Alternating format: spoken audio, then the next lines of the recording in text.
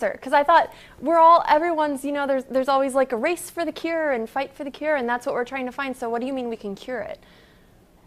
Yeah, well, all the research has been mostly wasted because it doesn't really get at how to cure cancer. Most of the research dollars go to how to measure cancer and how to treat cancer, but not how to cure it or how to prevent it. And again, the technology, the knowledge to prevent and cure cancer already exists. All we have to do is teach it to people, put it to use, and that's why I wrote a whole book on it.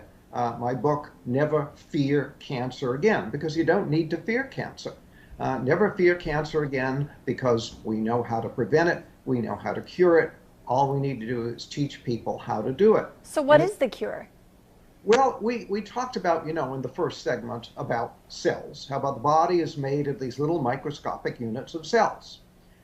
You cannot be sick unless cells malfunction. Well, when cells malfunction in a certain way, we get what we call cancer. Well, what is that certain way? That certain way is that the cell is no longer metabolizing oxygen properly. So there is a deficiency of oxygen metabolism in the cell. When that happens, the cell turns into a cancer cell. So your job is to make sure that all of your cells are getting adequate amounts of oxygen and processing that oxygen properly. And then if you have cancer, you have to again make sure that the cells are getting and processing oxygen, and then the cancer simply goes away and disappears. I mean, we have people who read my books with stage 4 cancer, people who were sent home to die. They're told by their doctor, there's nothing more we can do for you. Go home, call hospice, die. They read the book, they cure their cancer, and it's all gone. It's so simple to do. So how do you make sure that your cells are getting enough oxygen? Because I can't tell. I mean, my cells look fine to me. I don't know. Yeah, well, they do look fine. Well, one thing you can do is to stop eating sugar. In fact, you have to stop eating sugar, especially if you have cancer.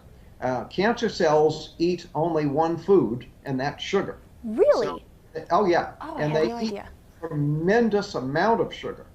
So if you eat sugar, you're feeding the cancer. So if you have cancer, you have to be off of all sugar. And if you want to prevent cancer, be off of all sugar. Sugar causes cancer in many different ways. For example, we talked about the fact that sugar lowers your immunity, damages your immunity. Well, your immune system is your #1 defense against cancer. So if every day you're constantly lowering your immunity because you're eating sugar, you're going to make yourself more susceptible to cancer. Then if you do have a cancer cell in your body, the cancer cell needs a lot of sugar. So if you're eating a lot of sugar, you're feeding the cancer cell, helping it to grow. Then if you're eating a lot of sugar, what happens is the body declares an emergency. When you increase the sugar content of the blood, the body declares an emergency and shoots a lot of insulin into the blood. The insulin tells the cells to suck up sugar. So the cells do that. They go and they take all the sugar up, but now the cell has too much sugar. And what the cell does is it produces a saturated fat out of the sugar, and then it puts the fat into the cell membrane. Well, when you put the fat into the cell membrane, you damage the ability of oxygen to get into the cell. So when you eat sugar, you damage your cell membranes, you lower the amount of oxygen that can get into the cell, and now you may be creating cancer because you're creating an oxygen deficiency in the cell. Now we want to reiterate too, Doctor, what you mentioned in our first segment, which is that natural sugar is better, right? If you go for fruits, is that still okay to be eating fruit? Because we've all heard fruit is so healthy. Fruit is healthy. Fruit juice is not healthy because now you're getting too much bioavailable sugar too fast. But eating fruit is very healthy. There's nothing wrong with that. For example, I'll tell people with cancer to drink a lot of carrot juice, for example, and say, well, don't carrots contain sugar? Well, yeah, there's some sugar in the carrots, but the carrot juice is very, very healthy. So something like V8 might be a good choice. No, not a good No? choice because you're basically dealing with a lot of vegetables that are very moldy and very old and just not healthy. So you're taking a lot of unhealthy stuff and making an unhealthy drink out of it.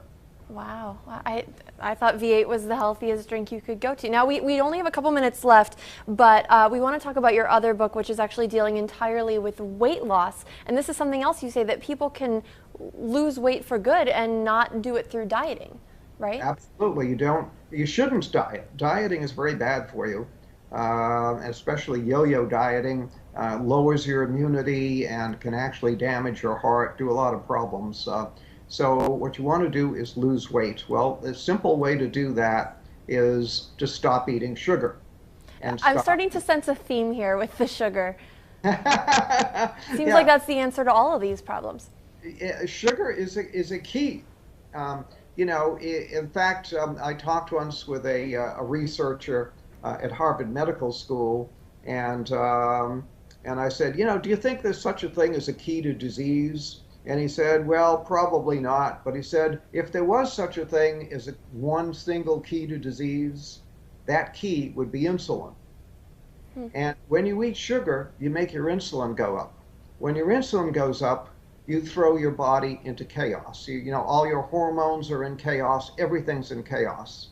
So sugar is very key, and not eating sugar is very key to making yourself healthy. And when you eat sugar, you make your insulin go up. Well, when you make your insulin go up, what happens is that gives a signal to the cells to not get rid of any fat. In fact, it tells cells to store fat. So when insulin goes up, cells will store fat. So as long as you keep your insulin high, the cells will store fat. So you can't lose weight that way. The only way to lose weight is to stop telling the cells to store fat, because the body manages this. The body manages everything. It manages your blood pressure, manages your temperature, manages your blood sugar. The body manages everything. It manages the amount of fat in your body as well. But it has a switch that controls it. It's like a thermostat. When you have too little fat, it'll say store fat. When you have too much fat, it'll say burn fat. So burn fat, store fat. You keep the fat in the body normal. When you eat sugar, you make the insulin go up. The insulin turns on a switch that says store fat. Gotcha. And as long as that switch is in the on position, I have people that come to me and they say, I eat like a bird and I'm still gaining weight. But they're eating the wrong things, maybe. That's right. That switch that says store fat is still on. So even though they're not eating many calories, they're still storing fat. Gotcha. I wish we could sit here and talk about this all day. Unfortunately, we are out of time. But if you're interested in any of these books, just check out the website. The title of the main book that we're talking about is Never Be Sick Again. And give us the website real quick, Doctor. It's beyondhealth.com. Beyondhealth.com. And we'll have that for you again.